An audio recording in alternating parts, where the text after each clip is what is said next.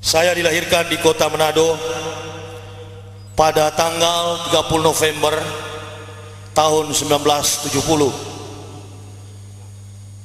Dari latar belakang alias background saya, sesungguhnya saya bukanlah orang yang hanya duduk di bangku gereja, tetapi saya adalah seorang yang berdiri di atas mimbar dan banyak menyampaikan aspirasi dan konsep omong kosong Paulus.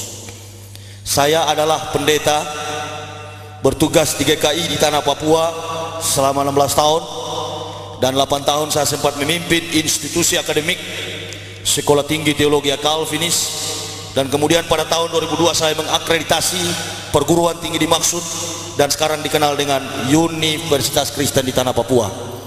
Itu adalah hasil kerja karya saya selama saya berada dalam institusi gereja GKI di tanah Papua. Mengapa saya masuk Islam? Ini pertanyaan yang harus saya jawab mengandung sebuah pencatatan dan pengkajian secara ilmiah, karena saya sudah mengalami sendiri bahwa kebenaran Islam tidak hanya dapat dikaji secara spiritual, bahkan pengalaman-pengalaman spiritual itu akan diperhadapkan dengan tanda tanya apakah betul atau tidak betul, bohong atau bukan bohong. Maka Islam, setelah saya masuk, saya mendapatkan hadis Rasulullah Muhammad SAW. Beliau pernah berkata bahwa agama diprioritaskan secara khusus spesialisasi bagi orang-orang yang berakal. Dalam statement yang saya temukan di dalam pembahasan baik secara teori yang saya simpan dalam lubuk hati, sehingga cara simpel saya sampaikan, Islam no fisik but heart. Islam itu adalah hati, tetapi hati yang sudah diatur sedemikian baik oleh Allah, yang mengandung sebuah pencatatan realita. Hati ini terkandung berbagai macam persoalan hidup, tetapi Islam membentuk sebuah kekuatan baru di dalam hati manusia, dan kekuatan itu tidak secara assumption, tetapi pencatatan itu terjadi atas proses faktualisasi kebenaran-kebenaran secara nyata melalui sains ilmu pengetahuan. Ini penyelidikan atau temuan yang saya temukan secara translate Indonesian dalam bahasa Indonesia Al-Quran. Saya banyak melihat dalam terjemahan secara kasat mata seluruh ayat-ayat dalam Al-Quran. Ternyata jangankan hal surga neraka, jangankan vertical contact, hubungan antara Allah dan manusia, self realization and God realization, tetapi yang saya temukan adalah begitu besar kekuatan, kebesaran, nikmat yang diberikan Allah di dalam firman-Nya Al-Quran, sehingga Al-Quran tidak mampu disanggah oleh kekuatan iptek, ilmu pengetahuan dan teknologi. Mengapa demikian? Betapa beruntungnya manusia ketika memeluk agama Islam, karena Islam mampu menceritakan segala bentuk realita yang pernah, sementara, dan akan terjadi. Yang selanjutnya kami persilahkan.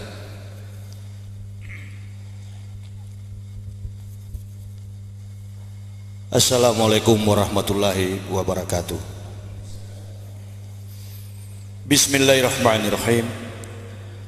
Alhamdulillahi rabbil alamin, wassalatu wassalamu ala asrofil anbiya wa mursalin sayyidina wa maulana Muhammadin wa ala alihi wa sahbihi ajmain, amma ba'd. Asyhadu an la ilaha illallah wa asyhadu anna Muhammadar Rasulullah. Wa la tujadilu ahlal kitab wa qulu amanna billahi unsila ilaina wa ilahuna wa ilahukum wahid. La tajidanna asyadan nasi adawatan lil ladzina amanul yahuda wal ladzina asyraku wa la tajidanna aqrabahum mawadatil lil ladzina amanul ladzina qalu inna nasra jalika bi anna minhum jizizina wa ruhbanau wa annahum la yastakbirun wa iza zami'u ma unsila ila rasuli tara ayunahum tafidu minad dam imma arafu minal haq yaquluna rabbana amana faktubna ma'as syahidin Muhammad. Yang saya hormati Bapak alim ulama yang ada di pondok pesantren, dalam hal ini majelis kiai, dan seluruh masyarakat yang hadir bersama-sama di dalam Majelis yang kita gelar bersama ini merupakan sebuah nikmat petunjuk insya Allah dari Allah Subhanahu wa Ta'ala, yang tentunya selaku orang-orang beriman patut kita syukuri bersama. Tagal nikmat, keberkahan, ridho dan berkahnya kepada kita semua, sehingga kita boleh ada di tempat ini dalam sebuah perhimpunan yang dimuliakan Allah Subhanahu wa Ta'ala. Itu yang patut kita syukuri, dan tentunya tak lupa pula kita menyampaikan salawat dan salam kepada revolusioner Islam, junjungan Nabi besar Muhammad SAW, karena oleh karakteristik sikap akhlak yang mulia dari beliau, sehingga kita semua selaku orang-orang beriman dapat merealisasikan konteks kehidupan keimanan itu menurut petunjuk-petunjuk yang ada, tertuang secara jelas dari kitab-kitab para nabi yang kemudian disempurnakan di dalam kitab suci Allah, yang tidak ada sanksinya lagi bagi orang-orang yang berpengetahuan dan orang-orang yang mau menggunakan akal secara positif, yakni kitab suci Al-Quran Karim. Semoga rahmat dan ridho Allah senantiasa ada dalam hidup dan hati kita, di dalam membentuk sebuah keimanan yang kokoh di tengah-tengah berbagai macam problem, di tengah-tengah berbagai macam persoalan baik secara eksternal maupun di dalam internal yang ada pada konteks abad 21. Karena memang demikianlah realita yang harus kita hadapi, dan tidak dapat kita pungkiri bahwa yang namanya kebaikan, yang namanya kebenaran itu senantiasa ditantang oleh berbagai macam kefasikan dan aib dosa. Saya di kesempatan ini sebagai orang yang baru memeluk agama Islam, saya dilahirkan di kota Manado pada tanggal 30 November tahun 1970. Dari latar belakang alias background saya, sesungguhnya saya bukanlah orang yang hanya duduk di bangku gereja, tetapi saya adalah seorang yang berdiri di atas mimbar dan banyak menyampaikan aspirasi dan konsep omong kosong Paulus. Saya adalah pendeta bertugas di GKI di tanah Papua selama 16 tahun, dan 8 tahun saya sempat memimpin institusi akademik Sekolah Tinggi Teologi Calvinis, dan kemudian pada tahun 2002 saya mengakreditasi perguruan tinggi dimaksud, dan sekarang dikenal dengan Universitas Kristen di tanah Papua. Itu adalah hasil kerja karya saya selama saya berada dalam institusi gereja GKI di tanah Papua. Mengapa saya masuk Islam? Ini pertanyaan yang harus saya jawab mengandung sebuah pencatatan dan pengkajian secara ilmiah, karena saya sudah mengalami sendiri bahwa kebenaran Islam tidak hanya dapat dikaji secara spiritual, bahkan pengalaman-pengalaman spiritual itu akan diperhadapkan dengan tanda tanya, apakah betul atau tidak betul, bohong atau bukan bohong. Maka Islam, setelah saya masuk, saya mendapatkan hadis Rasulullah Muhammad SAW. Beliau pernah berkata bahwa agama diprioritaskan secara khusus spesialisasi bagi orang-orang yang berakal. Dalam statement yang saya temukan di dalam pembahasan baik secara teori yang saya simpan dalam lubuk hati, sehingga cara simpel saya sampaikan, Islam no fisik but heart. Islam itu adalah hati, tetapi hati yang sudah diatur sedemikian baik oleh Allah, yang mengandung sebuah pencatatan realita. Hati ini terkandung berbagai macam persoalan hidup, tetapi Islam membentuk sebuah kekuatan baru di dalam hati manusia, dan kekuatan itu tidak secara assumption, tetapi pencatatan itu terjadi atas proses faktualisasi kebenaran-kebenaran secara nyata melalui sains ilmu pengetahuan. Ini penyelidikan atau temuan yang saya temukan secara translate Indonesian dalam bahasa Indonesia Al-Quran. Saya banyak melihat dalam terjemahan secara kasat mata seluruh ayat-ayat dalam Al-Quran. Ternyata jangankan hal surga neraka, jangankan vertical contact, hubungan antara Allah dan manusia, self realization and God realization, tetapi yang saya temukan adalah begitu besar kekuatan, kebesaran, nikmat yang diberikan Allah di dalam firman-Nya Al-Quran, sehingga Al-Quran tidak mampu disanggah oleh kekuatan iptek, ilmu pengetahuan dan teknologi. Mengapa demikian? Betapa beruntungnya manusia ketika memeluk agama Islam, karena Islam mampu menceritakan segala bentuk realita yang pernah, sementara, dan akan terjadi. Sebaliknya, di dalam Bible, hati-hati, saya tidak pernah mengatakan kitab suci Kristen yang pernah saya imani itu Injil. Karena di dalam konteks The Gospel of Barnabas merupakan murid terakhir Isa alaihissalam yang bukan Yesus, itu tidak pernah mencatat dalam sebuah sejarah bahwa Nabi Isa itu adalah Tuhan. Nanti sebentar saya akan membahas bagaimana kolaborasi sebuah kesepakatan yang terjadi antara Yahudi dan Yunani di dalam mencapai sebuah kepentingan duniawi, merampok harta kekayaan orang-orang Arab, dan kemudian membentuk sebuah barisan yang disebut AIPAC, American Israel Public Affairs Committee, di bawah gerakan Zionis kemunafikan bangsa Yahudi yang sebenarnya membalikan fakta Israel itu adalah orang-orang Arab. Nanti sebentar saya akan mengungkapkan secara sejarah, karena sejarah itu adalah ilmu pengetahuan, dan ilmu pengetahuan itu adalah kebenaran.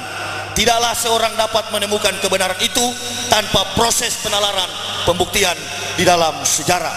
Nah, ini yang perlu kita garis bawahi sebagai asal, sebagai awal di dalam saya mengawali statement atau pernyataan mengapa saya masuk Islam.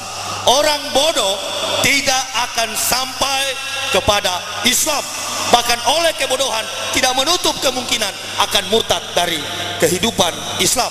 Dan ini yang saya pahami secara teoritis, dan tentunya akan dituntut oleh para kaum muslimin wa muslimat dengan bentuk-bentuk praktikalnya, praktikumnya secara nyata tentang bentuk-bentuk syariat di dalam Islam. Saya amat sangat tertarik, dan selama setahun usia keislaman kami sekeluarga, betapa bahagianya saya, laksana manusia yang dirantai, saya sekarang terlepas dari rantai-rantai itu. Mengapa saya harus memilih Islam sebagai pedoman hidup? Saya sempat nginap di pesantren Al-Amin, dan saya menangis membaca sebuah saya membaca sebuah spanduk, sebuah publikasi yang ditaruh di pampang di pinggir jalan, tapi tolong diterangi lagi spanduk itu, karena saya lihat sudah agak luntur tulisannya. Saya sampai keluar air mata, saya membaca situ, pedoman hidup Al-Quran dan As-Sunnah. Semua kota saya telah kelilingi, 14 provinsi Indonesia, tidak pernah ada statement semacam itu. Dan memang siapapun manusia, apapun agamanya, dari manapun kultur budayanya, bahasanya, kaumnya, tetap hidup harus mengedepankan Al-Quran dan As-Sunnah, supaya praktek kehidupan kita nyata sebagai manusia yang berarti, makhluk yang termulia. Ini persoalan yang sebenarnya prinsip, bukan pindah agama, bukan. Saya seringkali mengklarifikasi, ada beberapa masjid yang saya kunjungi, dan para panitia mengatakan kita akan mendengarkan bagaimana proses berpindahnya Muhammad Yahya dari Kristen masuk Islam. Bukan pindah saya tidak pernah merasa saya pindah agama. We families come back to truth. Kami sekeluarga kembali kepada kebenaran Allah Subhanahu wa ta'ala. Kalau kita tahu motor Shogun itu adalah produk Jepang, maka kita harus berangkat dari sebuah pemikiran positif. Dari mana saya jadi, dari mana saya berasal. Memang ketika Adam ada di dunia, Adam diciptakan dengan segumpal tanah liat, tetapi keturunan Adam dengan proses kelahiran. Dan kemudian dari bapak saya, ibu saya, lahirlah saya. Selama 16 tahun mengembara di dunia, hidup sebagai pemimpin kafir alias pendeta. Sutradaranya bukan dari Hollywood. Dari Hollywood menyaksikan sebuah layar lebar, membuat sebuah pernyataan di dalam teori, dan kemudian menyanyikan dalam gerakan action manusia. Jadi sebuah film itu berdasarkan proses realita dan peristiwa yang sudah terjadi. Tetapi tetapi yang mengislamkan kami ini adalah pencipta sejarah, yakni Allah Subhanahu wa Ta'ala.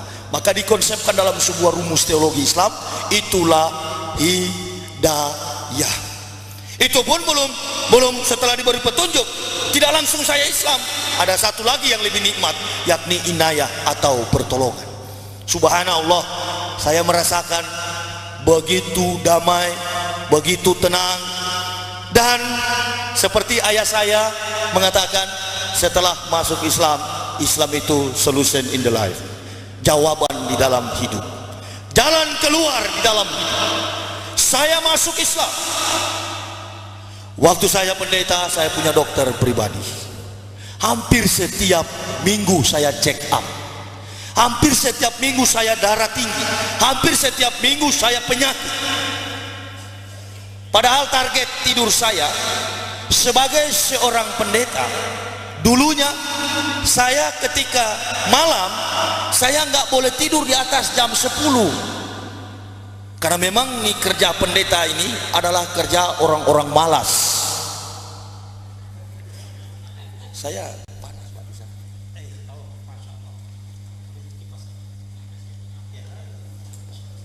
Saya turun di bawah Pak Kiai ya. Jadi kerja pendeta ini adalah kerja orang-orang malas. Mengapa saya katakan orang malas? Karena si pendeta ini hanya duduk di dalam gereja, cuman kaos kaki dan sempak celana dalam yang tidak pendeta beli. Tetapi semua dari ujung kaki sampai ujung rambut disiapkan oleh jamaah. Bahkan jemaah yang sudah siang malam mencari nafkah dengan keringat darah barangkali ya, harus membayar pajak kepada seorang pendeta. Na'udzubillahi min dzalik. Pendeta cuma duduk, sementara ilmu yang disampaikan tidak sampai kepada salvation, tidak sampai kepada rumus keselamatan. Ini baru saya sadari. Sudah itu saya semangat sekali, pantang mundur, hidup atau mati di dalam menyampaikan dakwah kebenaran Islam.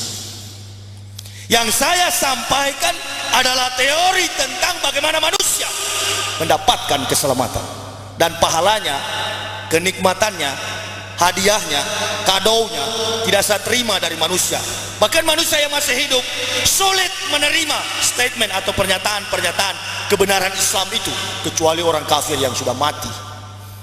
Karena orang kafir yang sudah mati itu sudah tahu, oh agama ini yang benar, agama itu yang benar. Maka di mana-mana saya berbicara, saya tidak pernah memposisikan Islam pada kedudukan agama. Kalau kita memposisikan Islam hanya pada status dan kedudukan agama, akhirnya ada lahir pernyataan melalui penyusupan Zionis dan berkata Islam dan Kristen sama kok, nggak ada beda. Ini manusia di atas penjilat dalam tanda kurung seperti anjing ya.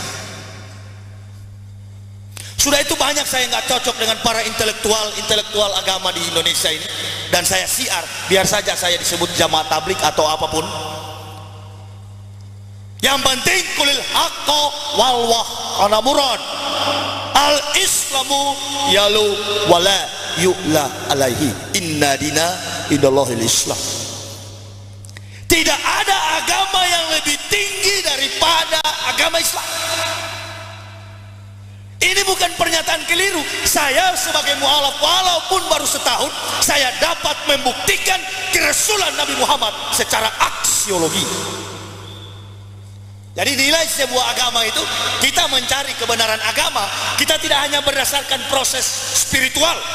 Saya katakan tadi, kalau proses spiritual bisa saja manusia berbohong. Tetapi kalau kita kaji, come back to historis, kembali kepada pembuktian kebenaran sejarah, maka agama itu akan kita tahu salah atau benar. Nah, untuk menjembatani sejarah ini, maka manusia perlu memfungsikan yang disebut dengan filsafat hidup, falsafah hidup, yakni aksiologi, mengandung 3 unsur kekuatan nilai-nilai kehidupan. 1 etika, 2 logika, ketiga ketiganya estetika. Mari kita kaji antara Islam dan Kristen. Kita kaji dari sisi logika tentang agama saya yang dulu, yakni Kristen. Karya kebesaran kuasa Allah Subhanahu wa Ta'ala tidak pernah bertentangan dengan rasio manusia, karena Allah bukan orang gila. Kitab suci saya yang lama mengatakan jangan seorang pun tambah atau kurang sesuatu yang difirmankan Allah Tuhan, kata mereka. Kata saya dulu di atas mimbar, jangan seorang pun jemaah Tuhan, ini waktu saya pendeta dulu, menambahkan satu kata pun atau mengurangi isi firman Tuhan. Siapa yang menambahkan akan bertambah hukumannya, siapa yang mengurangi akan berkurang pahalanya. Setelah saya menyelidiki kitab-kitab suci saya, ternyata begitu banyak ayat-ayat yang bertentangan. Sebagai contoh, Alkitab, Bible dengan bahasa Melayu diterjemahkan oleh penjajah Belanda. 1 Raja-Raja 4 ayat 26 mengatakan jumlah kandang Sulaiman bin Daud adalah 4.000. Alkitab tahun 2001 sama 4.000 jumlah kandang Sulaiman.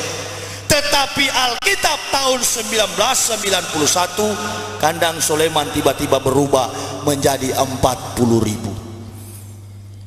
Secara filosofis betul saja waktu tahun 1928 yang berfirman Tuhan,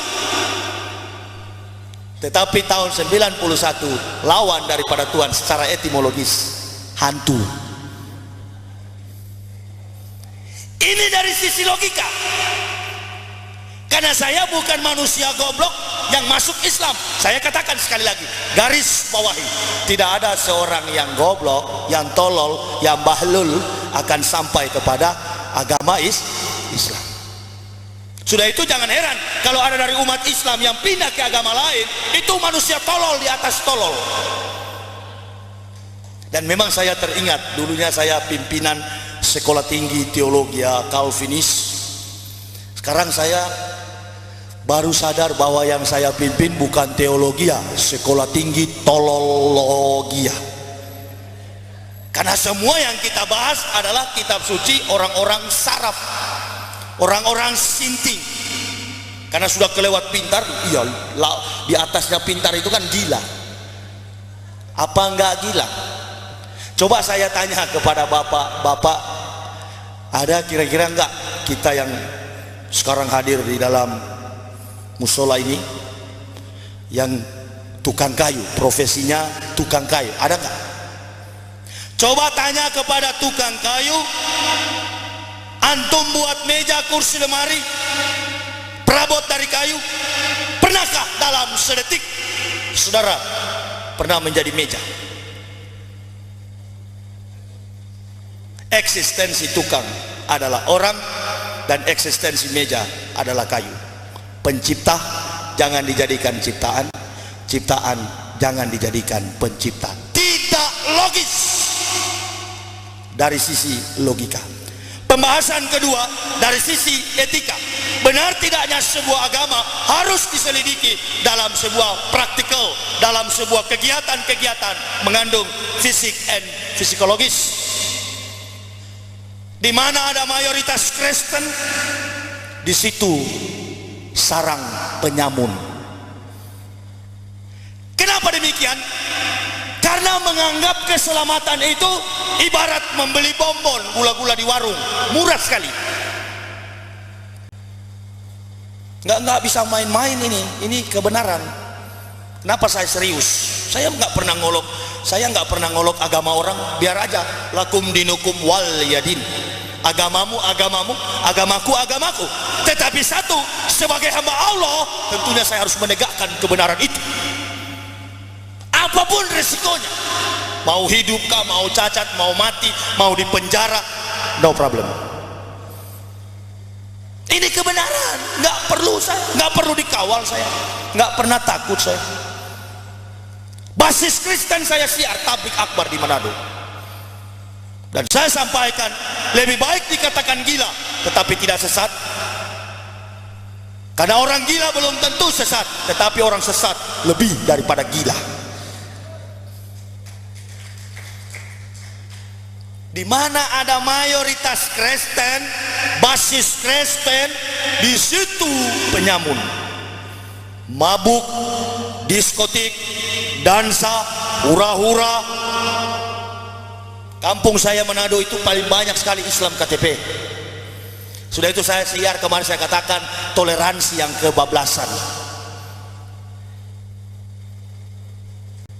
Hormati, ya, merupakan ajaran Islam. Menghargai, ya, sesama makhluk, hablum minanas. Tetapi kita sebagai umat beriman ada prinsip ketauhidan, prinsip keimanan. Jangan sampai kesucian, kemuliaan, kebesaran Allah di dalam diri kita ternoda oleh karena mengakui setiap sepak terjang kelompok kafirun. Jadi di Manado itu orang Islam, agama Islam, sudah enggak sholat, minum minuman keras. Saya luruskan karena itu tempat kelahiran saya. Menjaga jangan sampai terjadi kerusuhan. Eskalasi konflik yang ada di Poso, yang ada di Ambon, yang ada di mana-mana saja tidak ada hubungan dengan kekuasaan, kebesaran dan kekuatan ajaran Al-Quran. Enggak, tetapi itu merupakan sebuah strategi politik yang dimainkan oleh para politikus-politikus berhati binatang. Enggak ada hubungan. Dari sini sengaja diciptakan oleh para pemimpin-pemimpin dunia di bawah gerakan Zionis. Kita kacaukan sistematika agama itu karena memang Belanda ini licik. Tidak ada strategi homogenisasi, tidak ada. Tetapi heterogenisasi dia bangun. Di utara dia bangun Kristen di Manado, basisnya. Di Irian dia bangun di Jayapura. Di Sulawesi Selatan dia bangun di Tanah Toraja. Sengaja. Sudah itu saya selalu ceramah kalau di tempat-tempat basis Kristen. Saya berteriak, negara kita ini tidak pernah dimerdekakan dengan kata haleluya. Tetapi negara kita ini dimerdekakan dengan kalimat Allahu Akbar. Atas berkat rahmat Allah yang Maha Kuasa, didorongkan oleh keinginan luhur supaya berkehidupan kebangsaan yang bebas. Kebebasan kemerdekaan itu adalah Islam. Simpel. Biar miskin tetapi kaya di surga sana. Saya tinggalkan gaji ya secara manusia, secara psikologis. Jujur saja saya waktu pertama masuk Islam, apalagi istri saya seorang wanita, lantas kerja di mana kamu nanti? Ini kan sudah berhenti dari pendeta, mau makan apa kita? Saya bilang makan batu kalau tidak ada, karena saya sudah jengkel tiap malam tinggal bisik-bisik kerja apa, kerja apa. Saya dari manusia gengsi dengan gaji puluhan juta tiap bulan. Ketika masuk Islam di Jakarta saya kerja bangunan. Memang begitu ajaran Islam. Biar dapat 2.000, yang penting halal. Daripada dapat 35 juta sebulan tetapi nipu orang. Enggak, belum tahu ya gaji pendeta, belum tahu ya. Pendeta itu berdasarkan sistematika perpuluhan Pak Kiai. Kalau pendeta pimpin 100 orang, pimpin 100 kepala keluarga, dengan gaji rata-rata setiap kakak 1 juta, maka si pendeta menerima omset per bulan 10 juta. Dasar kebenarannya dari mana?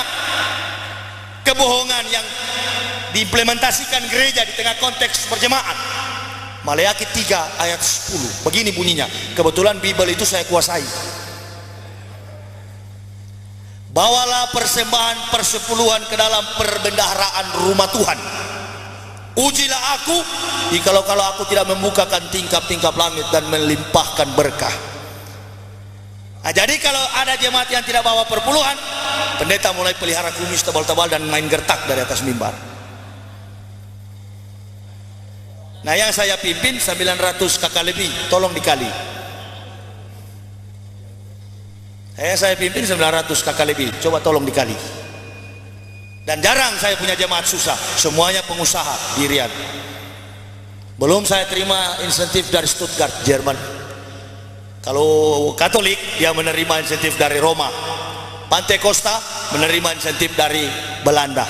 Nah, dari fakta ini pendeta dengan pendeta tidak pernah cocok, tidak pernah akur, tidak pernah rukun, tidak pernah damai.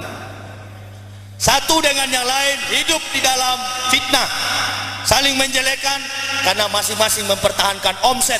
Jangan sampai dombanya pindah kepada gembala lain. Kok masih ada lagi orang percaya ya? Saya sudah jadi contoh.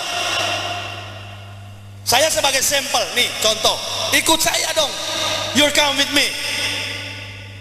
Nggak mau mereka ikut. Malah mereka katakan pendeta Yahya itu gila masuk Islam. Subhanallah. Astagfirullahaladzim.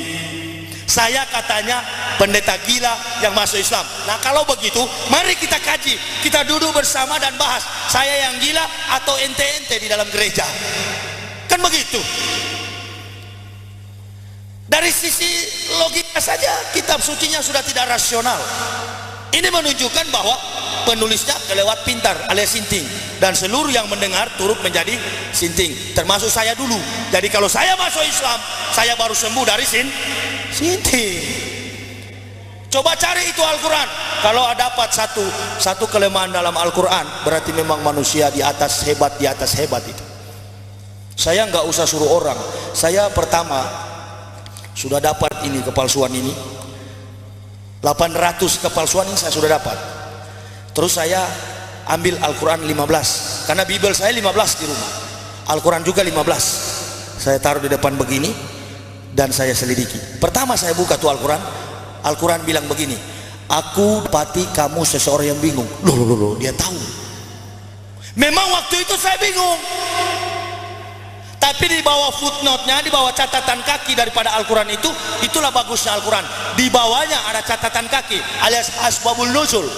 Jadi ada alasan-alasan turunnya ayat dan pernyataan-pernyataan yang sangat asing dijelaskan di bawah catatan kaki itu. Jadi katanya bingung mencari kebenaran. Dia tahu. Saya tutup, saya agak lama isap rokok lagi, dan saya buka secara spontan, refleks saya buka, tak lihat lagi, di sini lagi. Itu saya nggak tutup, saya buka satu persatu, saya cari ayat-ayat yang punya tanggal, bulan dan tahun. Akhirnya saya dapat surat Al-Kahfi, Ashabul Kahfi. Itu katanya 4 pemuda masuk ke dalam gua bersama seekor anjing dan mereka hidup 309 tahun. Tetapi di dalam versi Indonesia, tetapi Allah tidak, seorang pun tidak tahu berapa jumlah mereka, cuma Allah yang tahu. Begitu bunyinya. Nah, saya ambil Al-Quran tahun 78 dan saya lingkari dengan pensil 309 tahun. Saya selidiki Al-Quran kedua, saya selidiki sama yang masuk ke dalam 4 orang dengan seekor anjing, bukan beruang. Kalau dia berubah jadi beruang, saya juga barangkali ragu dengan Islam. Al-Quran ketiga, Al-Quran keempat, Al-Quran kelima, Al-Quran keenam, saya capek buka. Saya pikir jangan-jangan di 7 ini baru memang dia salah. Saya buka Al-Quran ke-7 sama dengan Al-Quran 1 dan ke-5, 6 itu. Sampai 14 Al-Quran, tinggal 1 Al-Quran. Saya buka, kalau ini 1 tidak betul, saya tidak masuk Islam. Maka saya waktu itu pilih untuk ateis, karena dua-dua sudah nggak benar. Kristen saya sudah tahu sudah tidak betul. Terakhir Al-Quran saya buka dan saya dapati sama dengan Al-Quran 1 sampai 14. Saya panggil istri saya dan saya katakan, ayo kita masuk Islam, ini dia yang betul. Istri saya bilang, memang kamu sudah gila barangkali ya. Yang hidupkan kita selama ini adalah Yesus itu juru selamat. Padahal Yesus ini bukan orang Israel, orang bule yang di kayu salib itu. Itu yang di kayu salib Kalau orang Bani Israel asli, nah ini Bani Israel asli mana orang? Ini yang bagaimana orang Arab? Itu yang Israel asli. Nah seperti abak sana, itu yang Israel asli.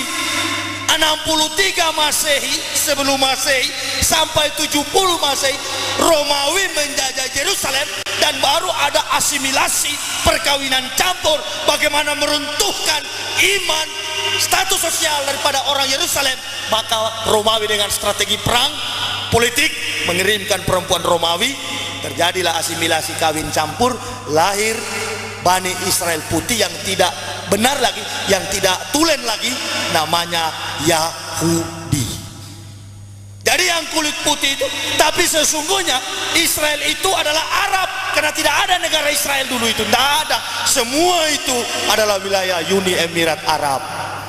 Begini contohnya supaya lebih simpel lagi, lebih sederhana lagi.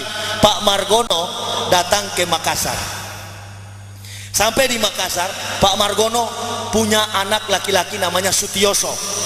Setelah Sutioso tumbuh dewasa, orang bertanya, sok ente wong opo?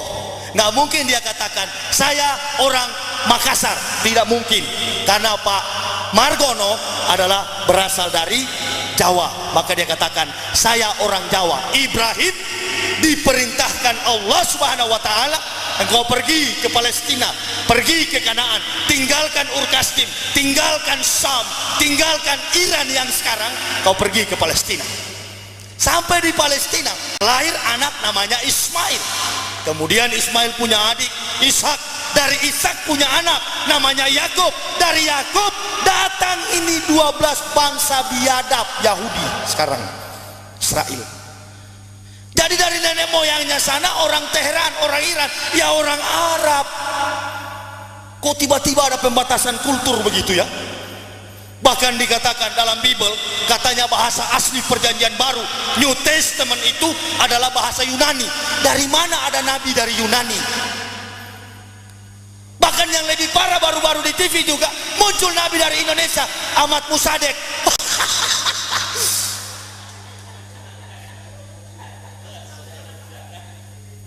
Subhanallah, kurang ajar betul ya. Sedangkan dari Yunani masih diragukan status silsilahnya sebagai habaib. Muncul lagi politikus kelas teri, dari face-nya saja kelihatan tegang, bukan seorang nabi, nggak bercahaya, saya lebih bercahaya. Ahmad Musadek, nabi palsu. Saya ceramah di Makassar, kalau ada orang ngaku nabi setelah Nabi Muhammad, itu enik tibe, jadi babi, haram. Ya haram, bukan berarti dianya yang babi. Siapa tahu dia masih bertobat. Tapi manusia semacam itu jangan harap ada pintu taubat. Berani sekali ya, berani. Isa sendiri jangankan pakai Al-Quran, pakai Bible, Old Testament, perjanjian lama, kitab Taurat dan para nabi sudah menubuatkan bahwa di kemudian hari akan tampil seorang nabi, penghibur, penolong di tengah-tengah kamu, yang kemudian namanya Ahmad bin Abdullah. Yahudi rubah karena bisikan Romawi. Jangan pakai itu. Bagaimana kita rekayasakan ini menjadi Ruach HaKodesi. Ruach HaKodesi diterjemahkan dalam Foreign Language London, The Bible International, di dalam kitab Bible International Amerika diganti dengan kalimat Holy Spirit. Dari Holy Spirit menipu orang Indonesia menjadi Roh Kudus. Perhatikan di dalam kitab suci Kristen saat ini yang mereka pakai, ada di dalam surat Yohanes 15 ayat 17. Di situ dikatakan Yesus menjanjikan penghibur. Di dalam ayat 17 dikatakan, maka aku menjanjikan kepada kamu akan datang di tengah-tengah kamu seorang penolong dan penghibur, yakni Roh Kudus.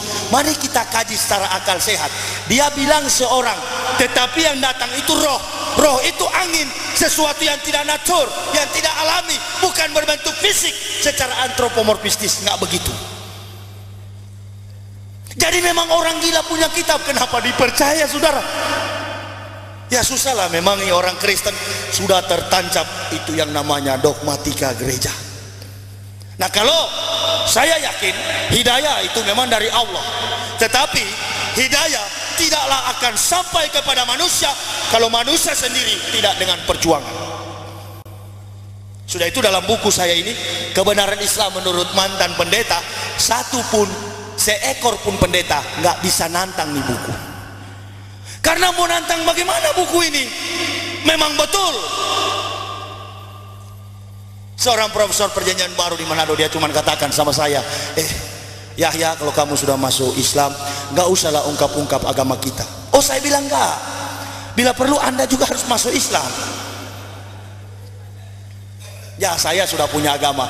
Kita itu Yahya, Islam Kristen sama saja. No. Kamu nggak punya ras. Agama Kristen nggak punya ras. Yahudi punya pengakuan Sema Yisrael, Yahweh Elohim, Yahweh Ahad. Susahnya nih pendeta di Indonesia ini tidak tahu speak Ibrani. Yang tahu dulu hanya 3 orang. Pendeta rektor, mantan rektor Satya Wacana yang sudah, pendeta Victor Immanuel Tanja, pendeta Franz William Paat, dan sekarang sudah meninggal di neraka. Tinggal satu yang masih hidup, saya. Jadi kalau berdebat tentang kebenaran sulit karena tidak menguasai bahasa Ibrani. Jadi kalau cari Roh Kudus dari mana? Mati kutu, nggak bisa jawab. Sudah itu saya nulis buku ini, saya sarankan kepada orang Kristen dan pendeta-pendeta, tolong kalau Yesus dijadikan Tuhan dan Juru Selamat, beberapa ayat di dalam Bible dicari solusinya. Bahkan saya sarankan kepada Alkitab, Matius 3 ayat 11 sampai 17 ditukar dengan Matius 13, dengan Matius 11, pindah ke atas, dari atas ke bawah, bawah ke atas. Saya sarankan begitu. Karena memang pemahaman saya, kenapa saya masuk Islam? Karena pemahaman saya sudah tidak cocok percaya kepada majalah Bobo.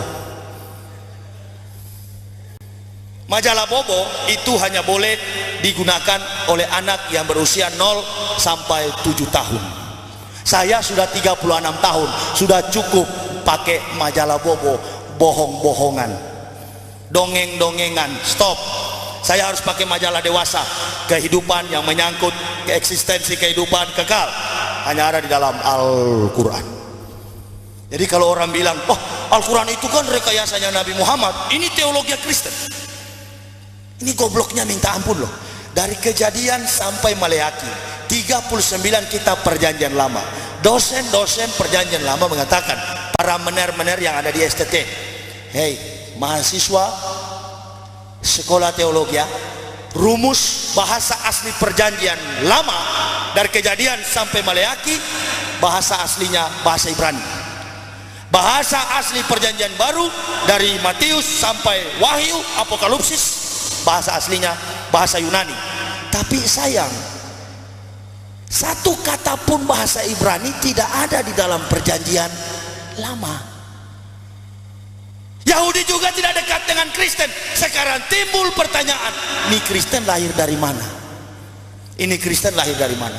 Kristen ini lahir dari seorang pembunuh umat Nabi Isa yang sampai hari ini dirasul Kristenkan oleh orang Kristen, namanya Paulus. Beliau yang mengangkat Isa sebagai Tuhan, yang diyesuskannya. Sudah itu saya tidak pernah mengatakan Yesus yang di dalam Bible itu Isa. Enggak. Biar saja itu Bible dia. Dia mau tuhankan Yesus, dia mau tuhankan tembok, dia mau tuhankan batang kelapa, dia mau tuhankan genteng. Silakan, tapi tolong jangan Yesus dikait-kaitkan dengan Isa. Selama ente akui Yesus Isa, tetap saya gempur, karena Isa itu harus dibela sebagai nabi Allah Subhanahu wa taala. Saya dibela oleh Allah kalau saya menolong agama Allah. Karena tidaklah sah iman seorang muslim kalau tidak beriman pada salah satu kitab yang diturunkan Allah. Maka difirmankan dalam Al-Ankabut 46 ayat 26 dikatakan, 49 26, wa la tujadilu ahlal kitab wa qulu amanna billahi unsila ilaina wa ilahuna wa ilahukum wahid. Jangan kamu berdebat dengan ahlal kitab, ahli kitab, Yahudi atau Nasrani. Katakan kami beriman pada Taurat dan Injil, dan Tuhanmu dan Tuhanku wahid, satu. Mau agama apapun saudara, Katolik, Protestan, Prosetan, tetap Tuhan kita adalah Allah Subhanahu wa Ta'ala. Gampang sekali sebenarnya, cuman memang Islam mahal. Jadi kalau bapak-bapak katakan sama saya, kenapa masuk Islam? Ya, saya mau katakan apa? Bukan saya masuk Islam, Islam yang masuk ke saya. Saya kan penentang Islam dulu-dulunya, ketemu orang berjenggot, wah ini teroris. Orang bawa mukena pakai sarung ke masjid, saya katakan, tersesat dengan konsep Arab. Ini pikiran dan hati begitu. Jadi nggak mungkin saya masuk Islam. Islam masuk ke saya, membuat saya yang buta celik, membuat saya yang mati bangkit, dan membuat saya yang sinting sembuh gila. Jadi waras. Jadi memang sengaja Yahudi dan Yunani bilang begini, mari kita butakan akal manusia. Kalau akal sudah buta, ini jadi buta, hati jadi buta. Kalau hati sudah buta, yakinlah, maka kita bisa raup ini keuntungan dunia. Itu tujuanku ada Kristen, adanya Kristen untuk mengumpulkan massa, supaya gerakan Yahudi itu untuk menguasai dunia terrealisasi. Itu saja. Tetapi sayang, sejuta sayang, namanya agama yang dibangun dengan kebohongan dan kepalsuan tidak bisa bertahan. Semakin hari semakin banyak orang yang mengucapkan asyhadu an la ilaha illallah wa asyhadu anna muhammadar rasulullah. Banyak orang yang masuk Islam, baik di dalam kita Indonesia maupun di luar negeri.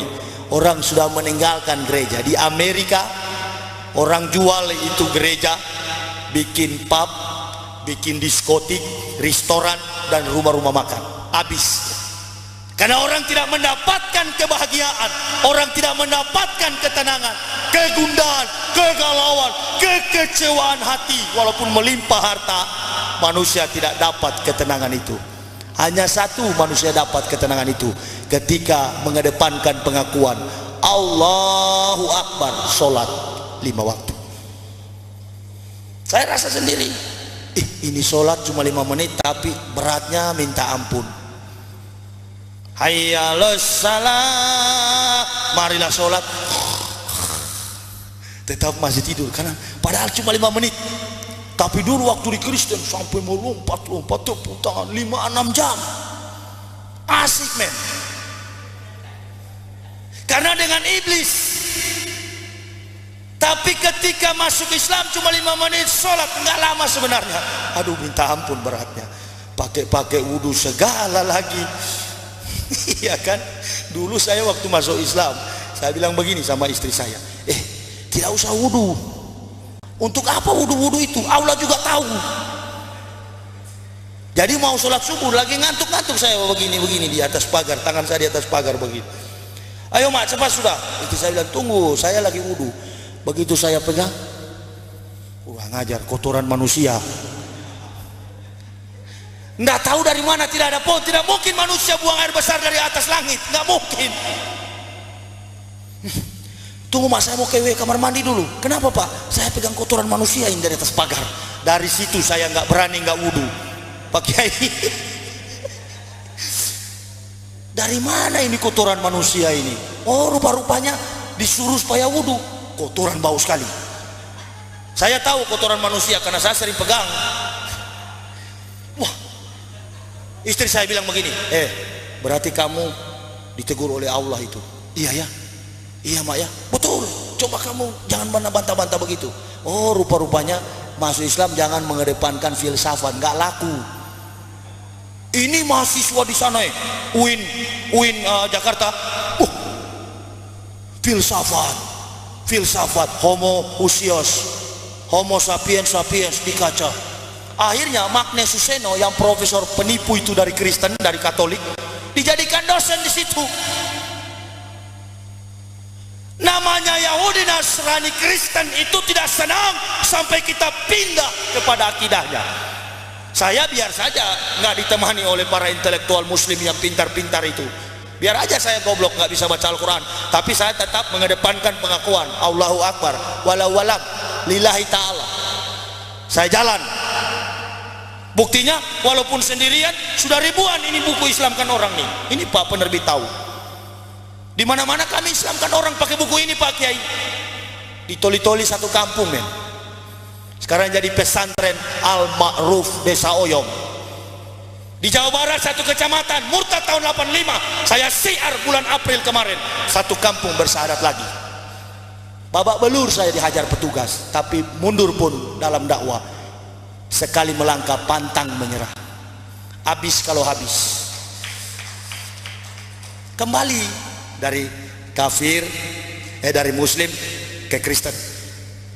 Dikasih tahu sama Haji Cecep, Pak Yahya, di sana ada orang Islam. Dulu mereka tahun 85 disesatkan oleh Lembah Karmel. Lembah Karmel ini gerakan Katolik. Kasih kerja di hotel dan karyawan-karyawan itu dikasih rumah, dikasih harta, kemudian tanah-tanah mereka diambil di Cianjur. Jadi Pak, ayo kita siar ke sana, kita sadarkan lagi. Ayo. Saya siar sana tabligh akbar di tengah-tengah komunitas Kristen. Ada beberapa ustadz nggak berani naik karena jauh jalan kaki. Ustadz itu bilang, aduh nggak berani kami Pak Yahya. Oke, kalau bisa dengan Haji Cecep, kami dua ke sana. Sementara siar, saya bilang, Ji, tidak apa-apa Ji, kalau mati di dalam siar kita masuk surga toh. Iya langsung. Oke, kalau gitu kita pergi. Alhamdulillah, kepala sukunya datang kepada saya. Memang benarkah Bapak bekas pendeta? Ya, ini buku saya. Mau masuk Islam nggak? Kamu itu sudah menyesatkan semua umat, kamu akan tanggung di neraka nanti. Langsung dia bilang, kalau begitu kami siap kembali kepada Islam. Disahadatkan lagi. Saya dipanggil petugas karena Romo lapor saya mengacaukan agama orang. Katanya di sana sudah mau baku bunuh, baku timpas dengan parang karena saya. Padahal tidak ada keributan di sana. Saya dipukul sama anggota Koramil. Saya bilang, hei Koramil, pistol kau taruh di mulut saya, jangan harap saya berhenti. Justru saya makin semangat, karena yang saya sampaikan adalah berita yang diperintahkan Allah, bukan yang diperintahkan oleh manusia. Tidak bakal saya mundur sejengkal pun. Bicara dakwah saya nggak takut, karena ini kebenaran. Resiko tetap ada.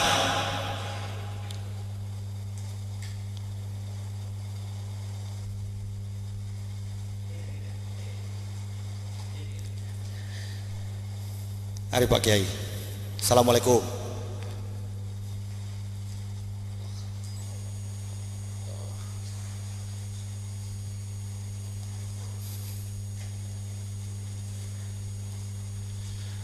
Risiko berdakwah tetap ada. Sakit, SMS, keras, ancaman, bahkan mengatakan hal-hal yang buruk sering saya temukan. Tapi saya cuma jawab Allahu Akbar, Allahu Akbar. Tiap ada SMS keras, Allahu Akbar, Allahu Akbar. Akhirnya capek-capek juga dia SMS karena saya cuma balas-balas begitu. Satu kali ada SMS masuk begini, Yesus itu sayang sama kamu, kembalilah sementara masih diberi kesempatan oleh Yesus. Langsung saya balas SMS-nya begini, Yesus itu tidak kenal sama kamu. Kamu kok bawa-bawa nama Yesus? Dia balas lagi sama saya. Ini lucu-lucu memang seringkali. Kamu tahu kan, kamu bekas pendeta, Yesus pernah kutuk pohon ara. Jangan sampai lagi Yesus kutuk kamu. Saya katakan, kalau Yesus kutuk, jangan besok-besok. Habis SMS ini saya mati kalau Yesus Tuhan. Saya mati kalau Yesus Tuhan. Bukankah Tuhan berhak mencabut nyawa seorang yang menyangkal, seorang yang mengolok-olok kalau dia Tuhan? Jangankan jauh-jauh, habis saya ceramah ini, kalau Yesus Tuhan, death, mati saya. Tetapi sampai hari ini alhamdulillah justru saya sehat karena Yesus bukan Tuhan. Qul wallahu ahad, Allahus samad, lam yalid wa lam yulad wa lam yakun lahu kufuwan ahad. Sama. Sema Israel Yahweh Elohadus Yahweh ahad. Ketahuilah Israel, Allahmu Yahweh dan Yahweh Esa. Biadabnya Yahudi tidak pernah mengatakan Yesus Tuhan. Katanya Yesus disalib di Golgota. Golgota ini bahasa Ibraninya tengkorak, bukit tengkorak. Katanya ini tengkorak ini di pinggiran Yerusalem. Tidak mungkin kalau Yesus disalib di Yerusalem, bait Allah terbelah dua, Baitul Muqaddis terbelah dua, orang mati bangkit hidup, kalau Yahudi tidak masuk Kristen. Tapi buktinya agama Yahudi bukan Kristen, Yudaisme. Nah sekarang ini Kristen dari mana? Kristen itu adalah alat Yahudi untuk melancarkan kegiatan-kegiatan Zionis Israel. Kekuatan legitimasi politik, pemerintahan, pertahanan, keamanan, ekonominya, kedudukannya adalah PBB, di bawah panji dan bendera PBB. Nggak usah bohong, saya dari pendeta tahu itu. Sudah itu kita Kristen di Indonesia bilang nggak usah takut, PBB dekat dengan kita. Ini orang-orang Kristen ini sudah terjadi pembusukan hati dan akal. Ngapain kok membenci umat Islam? Padahal saya pernah gambarkan secara sederhana begini, agama-agama yang dibawa para nabi dulu ada nggak kira-kira zaman sekarang? Teman saya yang eksklusif ini dia bilang ada, ya agama kita Kristen, tetapi perjanjian lama itu sudah nggak berlaku dengan kematian Yesus di kayu salib. Oh begitu ya, jadi Yesus nggak disunat? Ya tidak. Coba ente punya Bible, Lukas 2 ayat 21, Yesus dibaptis atau disunat? Dia buka Lukas berapa? Lukas 2 ayat 21. Saya sudah muslim, kamu masih Kristen. Buka, apa bunyinya di dalam? Ternyata bunyinya begini, Lukas 2 ayat 21. Pada hari yang ke-8 ia disunat dan diberi nama Yesus. Yesus dibaptis atau disunat? Kenapa kamu nggak sunat? Nggak usah takut, bukan di batangnya, cuma di ujung.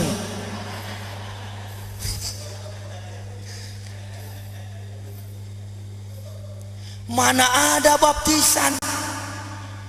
Baptisan itu adalah sarana supaya rumus homoousios, Bapa, Anak, dan Roh Kudus satu di dalam Esa, Esa di dalam tiga. Jadi sama dengan iklan sampo 3 in 1. Begitu ya. Memang betul-betul sinting sekali. Nggak apa-apa, memang kita bicara secara logika. Agama Islam itu agama yang rasional, dan karya kebesaran Allah di tengah dunia sangatlah rasional, tidak pernah bertentangan dengan akal manusia. Subhanallah. Jadi saya pikir-pikir, kenapa biar hidup susah? Biar saja susah, yang penting kita masuk surga. Amin ya robbal alamin.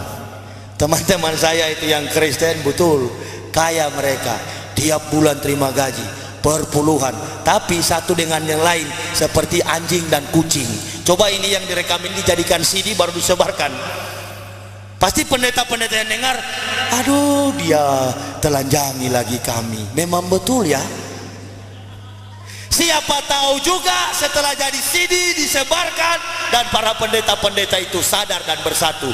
Tapi namanya setan dengan setan susah pak.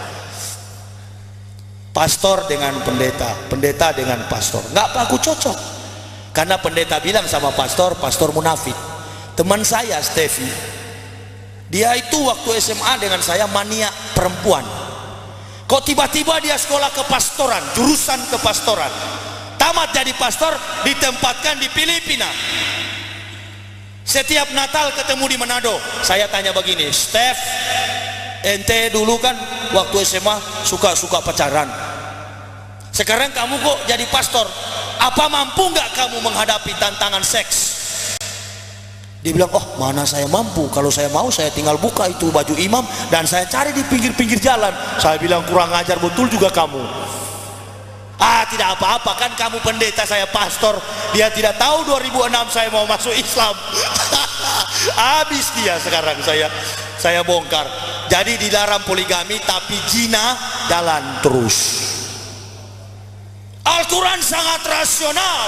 Allah memahami batas-batas kemampuan manusia, menetapkan poligami bagi orang-orang yang dipilih. Jadi kalau kita nggak punya hasrat berpoligami, berarti kita bukan dalam golongan para nabi, para syuhada yang ditentukan oleh Allah.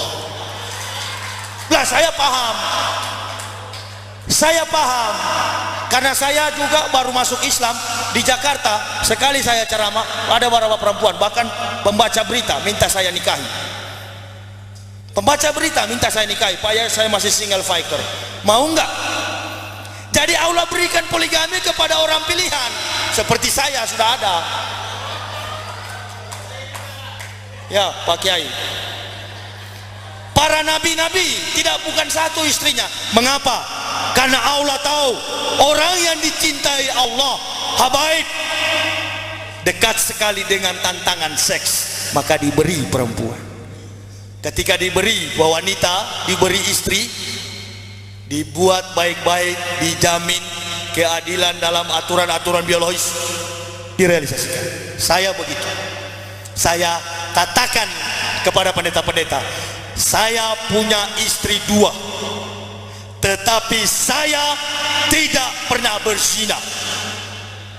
Pendeta-pendeta pergi ke Jerman, habis sidang gereja dunia, sudah ada bule-bule sudah telanjang di kamar. Jangan bohong, saya yang pernah alami.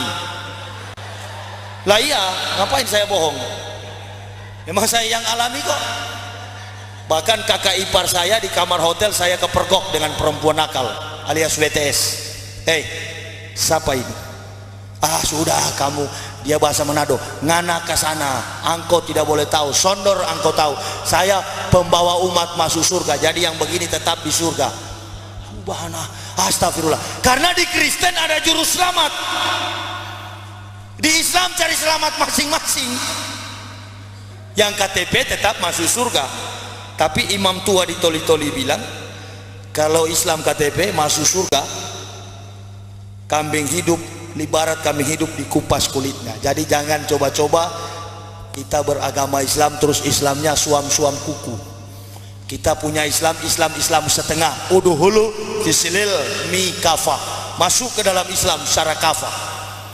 Saya pelan-pelan masuk Islam, tapi saya ikut saja.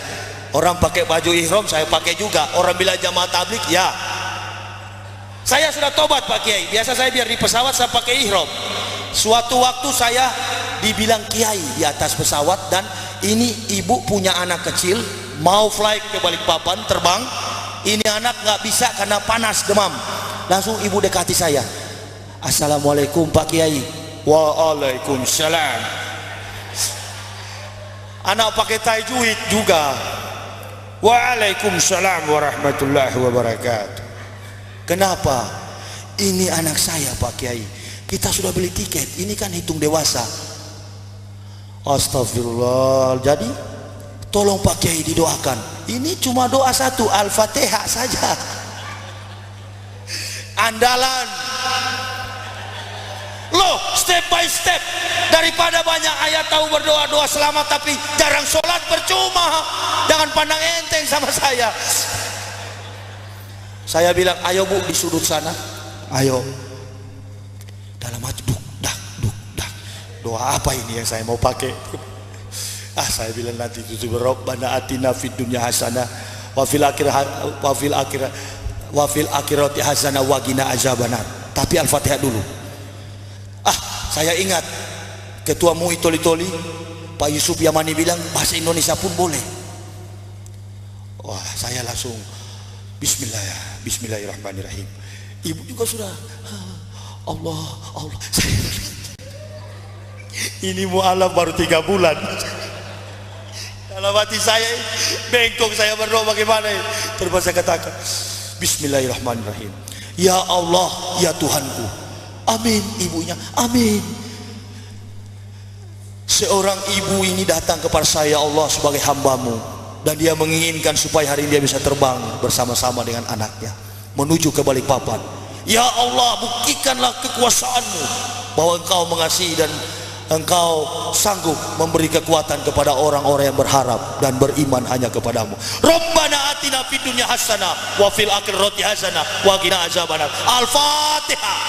A'udzu billahi minasyaitonir rajim. Bismillahirrahmanirrahim. Alhamdulillahirabbil alamin. Ar-Rahmanir-Rahim. Maliki yaumiddin. Iyyaka na'budu wa iyyaka nasta'in. Ihdinas siratal mustaqim. Siratal ladzina an'amta 'alaihim ghairil maghdubi 'alaihim waladdallin. Amin. Langsung dingin, sembuh, alhamdulillah. Sampai di pesawat dilarang oleh Pragawati, ini anak kurang sehat, jadi ibu tolong ibu jangan dulu berangkat, biar dulu ini anak sembuh. Saya langsung berdiri. Di dalam Islam, wah banyak orang, banyak sekali dalam pesawat. Islam tidak pernah gentar dengan kematian. Dan kalau anda meragukan, kamu muslim? Ya pak, saya muslim, alhamdulillah saya muslim. Kalau kamu muslim, sini itu anak saya yang peluk, saya yang peluk. Tapi begitu turun di balik papan, habis ada sisa kotoran anak kecil dan pipis, kotor baju kiai pak. Turun di balik papan saya, kotor baju saya, dikencingin oleh anak itu. Saya bilang alhamdulillah, pahala. Jadi dari situ saya taubat lagi pakai begini, karena dipanggil kiai. Ada kalanya saya pakai topi putih, halo Pak Haji, alhamdulillah, padahal belum naik haji. Saya sudah, kalau mau saya Desember sudah pergi. Pak Menteri Agama yang suruh, Pak Maftu. Cuman saya bilang, Pak, saya lebih memilih mantap dulu ini sholat, mantap dulu semuanya, baru pergi naik haji. Jangan sampai balik dari sana nggak mabrur. Begitu, biar aja dulu, pelan-pelan dulu Pak Menteri. Saya pasti akan ke sana, insya Allah, saya yakin. Karena Allah juga akan menunjukkan kebesarannya kalau saya sudah di tanah suci. Tunggu dulu, pelan-pelan. Dan memang itu harus berdasarkan panggilan hati. Saya lebih memilih kebenaran Islam. Insya Allah 5 tahun saya akan berjuang dengan penuh keberanian, dengan iman yang diberikan Allah, agar Indonesia ini bisa sadar dan tidak ada lagi agama kafir. Orang-orang Kristen itu akan sadar, Hindu, Buddha, dan mereka kembali kepada Islam.